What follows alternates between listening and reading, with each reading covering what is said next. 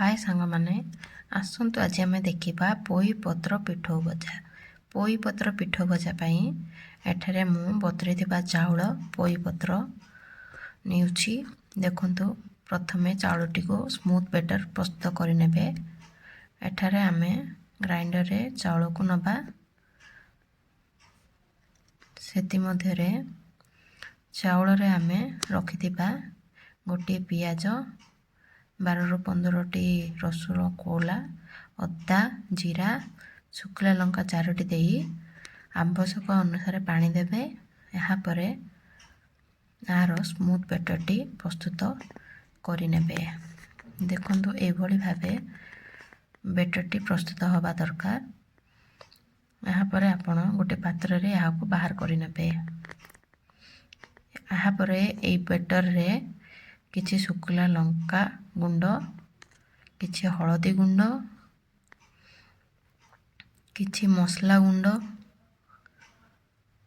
और किछि आवश्यक अनुसार लूण दे यहाँ को भल से मिक्स करने।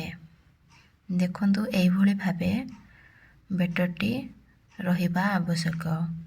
यहाँ पर गोटे तावा नहीं गरम होला परे तेलटी को पकेबे। एभली भावे पत्रटी को डीप करी बैटर रे तावा रे रखि नबा। बाकी पत्र गुडी को मध्य मु एभली भावे डीप करी तावा रे पके दबा। देखंतु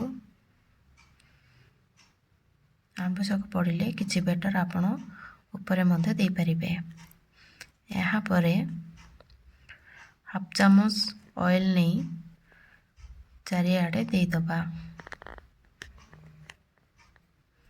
यहाँ पर गोल्डन ब्राउन हवा जाए आमे आको भाजी नबा। गोटे पटे गोल्डन ब्राउन हो सारिबा परे आमे अन्य पटे याको ओलटाई नबा।